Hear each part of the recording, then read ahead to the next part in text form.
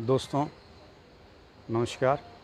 मैं आज फिर आ गया हूँ आपके पास, कुछ अपनी कहने कुछ आपकी सुनने। तो आपकी सुनने के लिए मेरे पास सिर्फ़ एक ही रास्ता है कि मैं अपने आसपास के लोगों और जो मेरे पास पड़ोस में रहते हैं उनसे कभी मेरा जब रास्ते में दुआ सलाम होती है तो हम लोग अपने अपने दुख और सुख की बातें कर लेते हैं। उन्हीं में से आज एक पड़ोसी ने मुझे एक घटना का विवरण दिया जो मैं हूबहू आपके साथ रख रहा हूँ। उसने कहा कि हमारे पड़ोस में जो एक लड़की रहती है, राधिका, रहती नहीं है, असल में वो कुछ दिनों के लिए अपने मायके आई हुई है। तो उसके 2 भाई हैं, 2 भाभियाँ हैं और उसके पिता हैं। आज से 6 साल पहले उसकी शादी हुई थी और करीबन उसकी शादी के 2 साल बाद उसकी माँ गुज़र गई।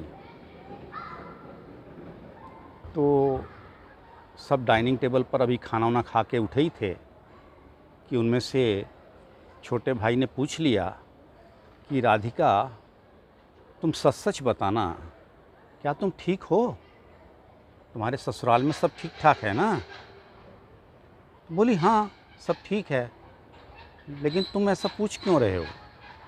बोला बात ऐसी है ना कि आज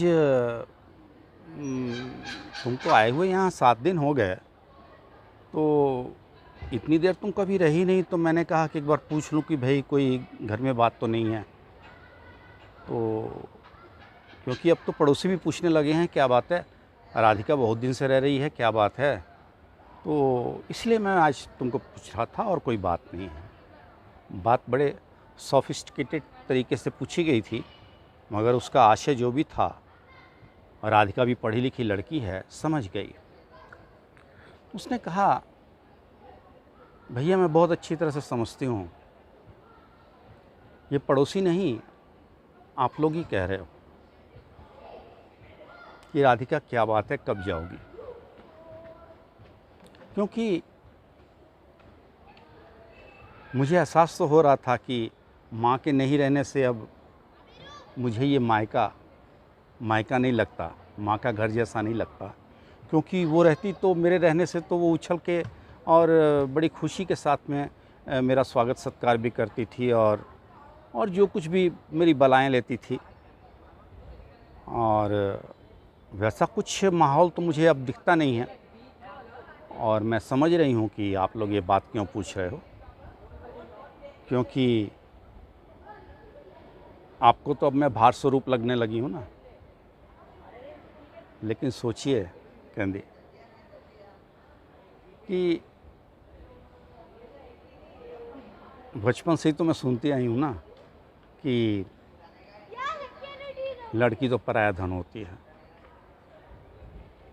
तो आज आप लोगों ने इस परायेपन का भी एहसास करा दिया। नहीं भैया, मैं अपने घर में बहुत खुश हूँ।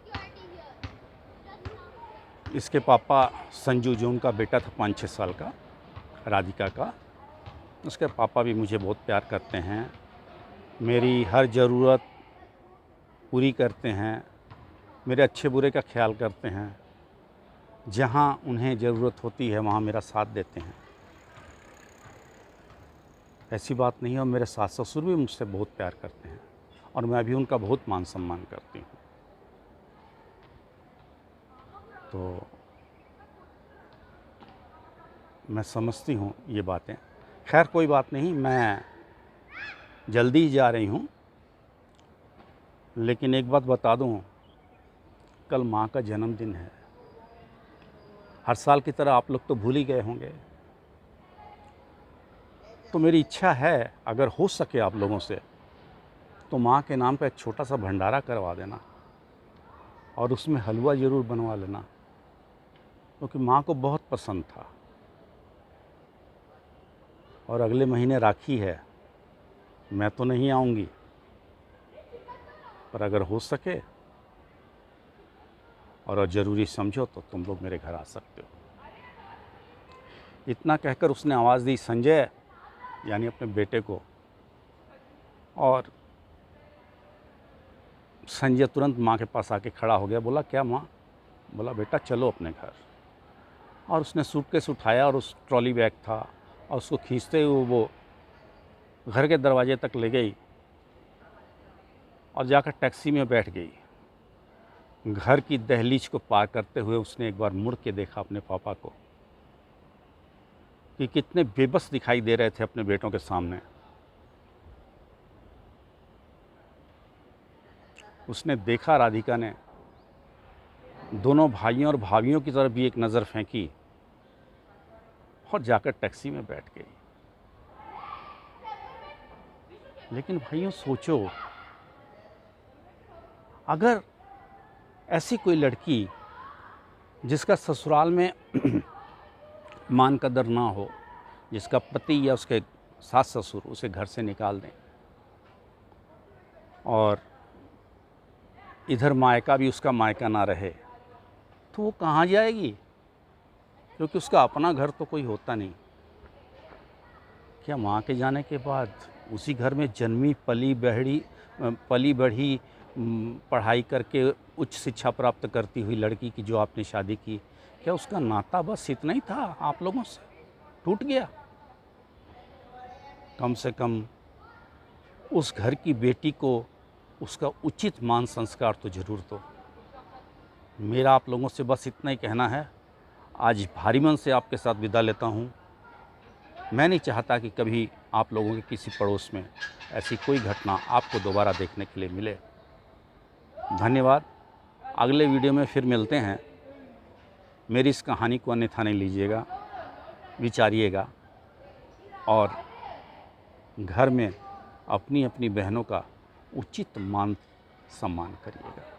बस इसी गुजारिश के साथ आपसे विदा लेता हूँ और विदा लेने के पहले कहता हूँ, आपको अगर अच्छा लगा हो तो ये वीडियो मेरा लाइक कर दीजिएगा, सब्सक्राइब कर दीजिएगा, ताकि मुझ में भी उत्साह बना रहे और मैं आपको इसी तरह एक एक वीडियो देता रहूं। धन्यवाद।